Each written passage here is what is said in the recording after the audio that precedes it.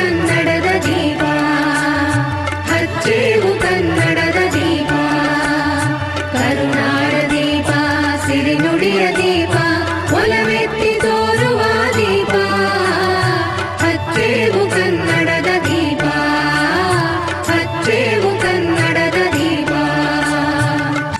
ಸಮಸ್ತ ಕನ್ನಡಿಗರಿಗೆಲ್ಲ 54ನೇ ಕರ್ನಾಟಕ ರಾಜ್ಯೋತ್ಸವದ ಶುಭಾಶಯಗಳು.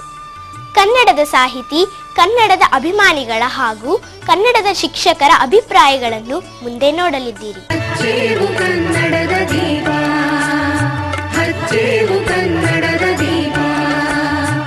ಕನ್ನಡ ನಾಡು ನುಡಿಯ ಅಭಿವೃದ್ಧಿಯಲ್ಲಿ ಬಳ್ಳಾರಿ ಜಿಲ್ಲೆಯ ಪಾತ್ರವು ಗಮನಾರ್ಹವಾಗಿದೆ.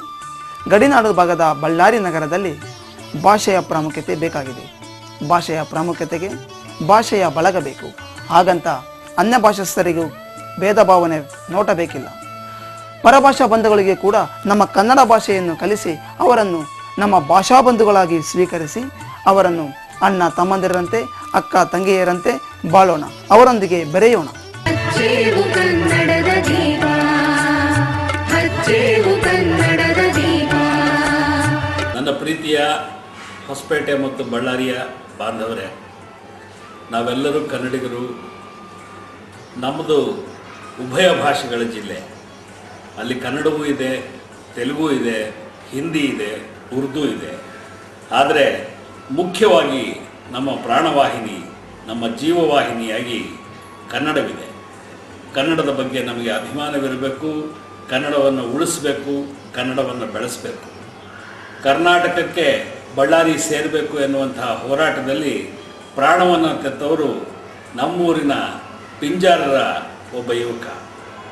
ಅವರ ಆ ತ್ಯಾಗವನ್ನು, ರಂಜಾನ್ ಸಾಹೇಬ್ರ ಆ ತ್ಯಾಗವನ್ನು ಇವತ್ತು ನಾವು ದೃಷ್ಟಿಯಲ್ಲಿಟ್ಕೊಂಡು, ಮನಸ್ಸಿನಲ್ಲಿಟ್ಕೊಂಡು ಕನ್ನಡದ ಬಗ್ಗೆ ನಿಜವಾದ ಪ್ರೀತಿಯನ್ನು, ಕಳಕಳಿಯನ್ನು ಹೊಂದಬೇಕು ಅಂತ ನಾನು ನಿಮ್ಮೆಲ್ಲರಲ್ಲೂ ಕೇಳಿಕೊಡ್ತಾ ನವೆಂಬರ್ 1ರ ರಾಜ್ಯೋತ್ಸವದ ಶುಭಾಶಯಗಳನ್ನು ನಿಮಗೆ ತಿಳಿಸ್ತಾ ಇದ್ದೀನಿ.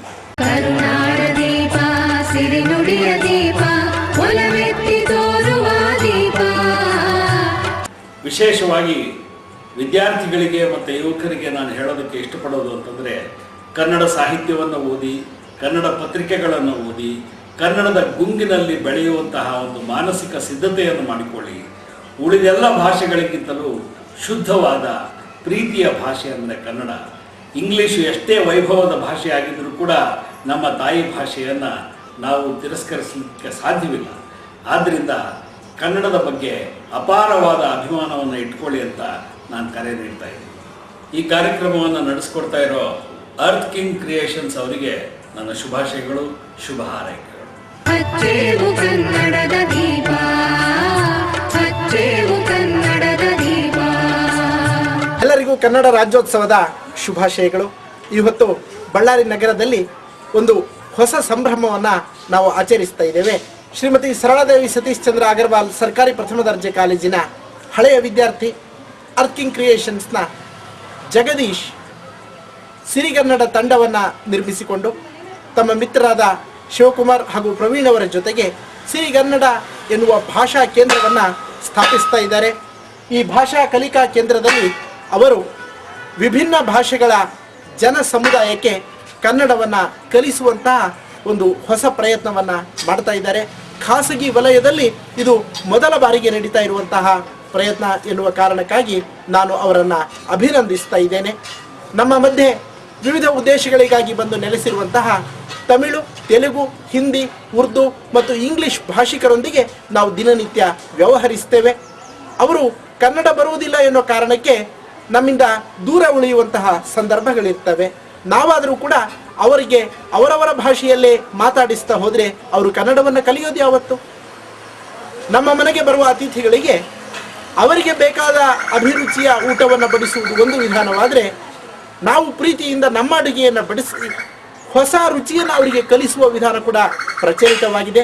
ಅದರಂತೆಯೇ ನಮ್ಮ ಕನ್ನಡ ಭಾಷೆಯನ್ನು ಅವರಿಗೆ ಕಲಿಸಿಕೊಡುವ ಮೂಲಕ ಅವರನ್ನು ಕನ್ನಡ ಭಾಷಾ ಬಂಧುಗಳನ್ನಾಗಿ ಸ್ವೀಕರಿಸುವ ಹೊಸ ಪ್ರಯತ್ನವನ್ನು ಸಿರಿಗನ್ನಡ ತಂಡ ಮಾಡ್ತಾ ಇದೆ. ಇದಕ್ಕೆ ಎಲ್ಲರ ಸಹಕಾರ ಇರಲಿ.